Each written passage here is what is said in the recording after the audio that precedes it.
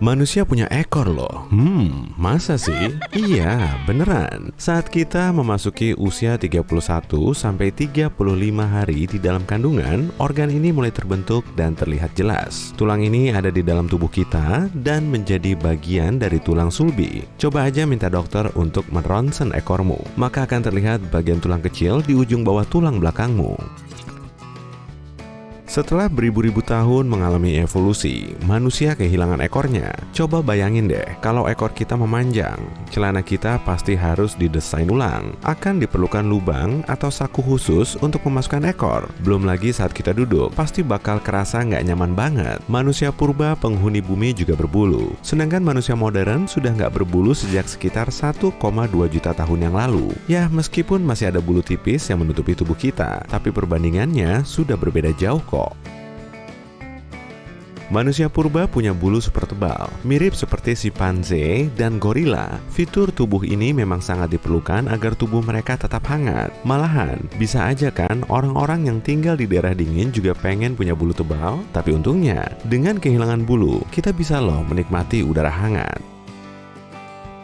Hidup berkelompok mengharuskan nenek moyang kita untuk saling berbagi. Selain berdampak baik, gaya hidup seperti ini juga bisa berakibat buruk. Manusia berbulu tipis bisa aja lebih tahan dari sakit karena tubuhnya nggak ditempeli parasit seperti kutu. Mungkin karena itulah manusia modern punya bulu tipis seperti sekarang. Kalaupun punya bulu tebal, kita juga akan terbantu kok. Jadi nggak perlu lagi kan pakai selimut tebal. Hik, duh, malah cegukan. Perlu minum dulu nih biar cegukannya hilang. Sip, cegukan sebetulnya nggak mudah dihilangkan. Memangnya kenapa sih? Nah, kemungkinan fenomena ini berasal dari fitur aneh pada masa evolusi. Bahkan menurut salah satu teori, cegukan ini sudah nggak punya fungsi apa-apa, dan kita cuma melakukannya karena punya keterkaitan dengan amfibi. Amfibi punya paru-paru dan insang. Saat berada di air, jalan masuk udara ke paru-paru alias glotis akan tertutup. Manusia di zaman now juga bisa menutupi glotis, tapi bedanya kita nggak hidup di air. Bisa gitu ya? Padahal cegukan bisa bikin frustasi kan? Seenggaknya kita perlu dong menikmati sedikit manfaatnya. Nah, coba bayangin deh, semisal kamu mulai cegukan dan tiba-tiba seperti memiliki kekuatan super. Alat pernafasanmu bukan lagi paru-paru, tapi insang. Pasti mantul banget kan? Terutama kalau kamu suka berenang.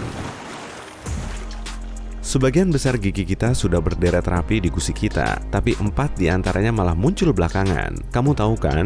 Itu loh gigi bungsu kita. Meski fungsinya nggak jelas, manusia dan beberapa primata punya gigi ini. Padahal ada juga loh spesies lain yang bisa bernafas lega karena nggak merasakan cenat-cenutnya. Misalnya, kera tamarin. Cuma sekitar 35% manusia yang nggak punya gigi bungsu. Tapi suatu saat nanti, kemungkinan kita semua juga nggak memilikinya. Jadi, nggak perlu lagi pergi ke dokter gigi untuk mencabutnya. Lega juga mendengarnya.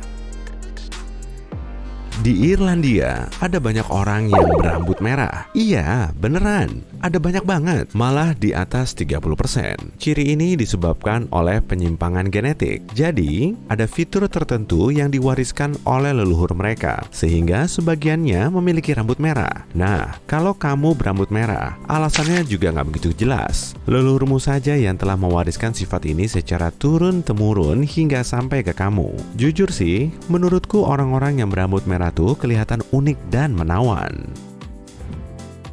Setelah berada di kandungan selama 16 minggu, bayi akan cenderung memegangi tali pusat ibunya. Monyet juga melakukan hal yang sama loh, dan tentu ada alasannya. Saat berada di alam liar, monyet akan cenderung memegangi bulu induknya. Manusia purba juga melakukannya, tapi karena nggak punya bulu, kita nggak mengembangkan refleks menggenggam secara naluriah atau Palmer-Graves reflex.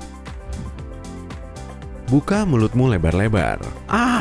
Bagus. Tuh, amandelmu kelihatan.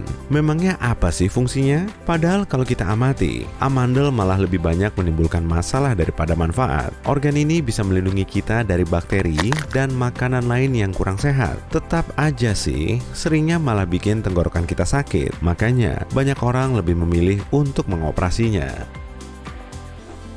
Di dalam tubuh kita terdapat satu kantung kecil. Bentuknya emang nggak mirip-mirip amat sih, tapi memang mirip kantung. Ya, bener banget, usus buntu. Para ilmuwan sempat beranggapan kalau organ ini sama sekali nggak punya fungsi. Tapi baru-baru ini, mereka tahu kalau usus buntu sebetulnya juga punya fungsi. Sama seperti amandel, organ ini juga sering bikin kita sakit bukannya ngasih manfaat. Banyak orang juga telah menghilangkan usus buntunya dan nggak ngalami konsekuensi yang berarti. Mungkin aja sih organ ini juga telah membantu leluhur kita, tapi kalau usus buntunya bermasalah, akibatnya malah akan fatal. Kamu tahu kan, sebagian orang punya kemampuan untuk menggerakkan telinganya kayak gini. Wah, ternyata aku nggak bisa. Kamu mungkin bisa. Coba deh. Nah, sebagian dari kita bisa melakukannya karena seperti hewan lain, kita punya otot aurikuler. Kucing sangat lihai menggerakkan telinganya juga berkat otot ini. Kalau aja kita bisa berguru pada si meong ya. Kucing mendengar dan mengantisipasi suara di belakang tubuhnya tanpa perlu membalikkan kepala, cuma dengan menggerakkan telinganya aja. Keahlian yang sangat keren, kalau kataku sih.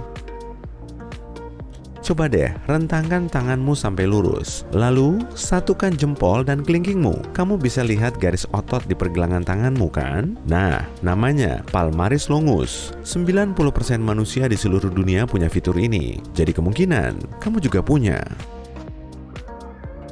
Manusia purba perlu memanjat pohon dan menggenggam benda. Namun, manusia modern tidak memerlukannya. Dan otot ini sama sekali nggak berfungsi. Sebaliknya, kera bisa lebih mudah memanjat pohon dengan fitur ini. Di kakinya juga terdapat otot plantaris, atau disebut juga otot monyet. Kita pun punya otot ini, tapi kita nggak memerlukannya untuk memanjat pohon. Seperti palmaris longus, ada 10% orang yang terlahir tanpa otot ini. Kemungkinan saat monyet bergelantungan di dahan, otot itulah yang digunakannya. Kalau tiba-tiba perutmu keroncongan pada jam 3 pagi, berarti kamu kelaparan. Semua orang sudah pasti tahu. Tapi yang tidak kamu ketahui adalah rasa lapar itu berkembang sebagai pemicu yang mendorong kita mencari lebih banyak makanan. Jadi, kalau masih ada beberapa kilogram lemak yang ingin kamu singkirkan, kamu tahu apa yang harus kamu lakukan. Salahkan saja pada evolusi. Leluhur kita yang selalu lapar pasti akan mencoba mencari makanan, bertahan hidup, lalu menurunkannya kepada kita. Kita paling senang ngemil makanan manis, seperti kue coklat plus susu. Jangan salah, ini juga karena evolusi. Indra perasa kita berkembang bersamaan dengan rasa lapar untuk membantu mencari makanan yang bermanfaat bagi tubuh kita. Kamu keluar rumah untuk berjalan-jalan tapi malah disambut udara dingin. Padahal kamu cuma pakai kaos oblong. Jadi, kamu memutuskan untuk kembali pulang. Kamu masuk dalam keadaan menggigil dan menyadari kalau kamu juga merinding.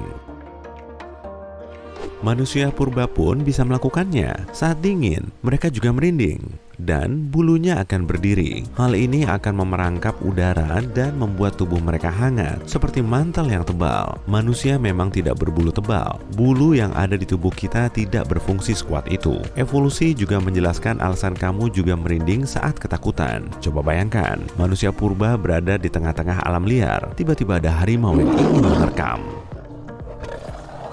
Hewan itu mengeram, tak perlu khawatir. Bulu si manusia purba berdiri semuanya dan terlihat sangat besar. Bulu tebal yang berdiri ini membuat si harimau ketakutan dan langsung kabur. Atau ada twist, si harimau nggak peduli. Akhirnya kamu dimakan juga. Mungkin karena itulah manusia modern kehilangan bulu. Memang tidak berfungsi 100% dalam situasi ini. Kita tidak memerlukan 5 jari kaki saat kamu mencuci dan tanganmu semuanya memegang cucian. Oh, handukmu jatuh. Apa yang kamu lakukan? Ambil pakai kaki. Kamu bisa melakukannya karena kelima jari kaki kita. Namun, manusia bisa hidup tanpanya. Karena manusia berjalan tegak, kita tidak harus melompat dari dahan ke dahan. Jari kaki kelima hampir tidak berguna. Kita bisa jalan bahkan berjalan dengan 4 jari kaki. Malah kurang. Jadi siapa tahu, mungkin di masa depan, manusia hanya punya 4 jari di setiap kaki.